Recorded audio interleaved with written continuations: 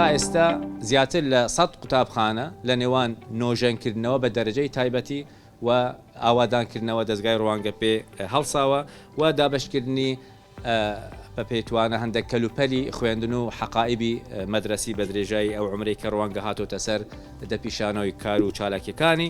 ئەمڕۆ ئێمە لێرەین بۆکردنەوەی ئەم قوتابخانەیە کە بە تێچووی زیاتر لە 330,000 دلار لەلایەن دەستگای ڕوانگە دروست کراوە و ئەمڕۆ ڕادەسی وەزارەتی پەروەردەی حکوومەتی هەرێمی کوردستان و پەروەردەی مێرگە سوورەکرێ. سوپاسی دەستگای ڕوانگە ئاکەین بە ناوی وەزارەتی پەروەردەوە.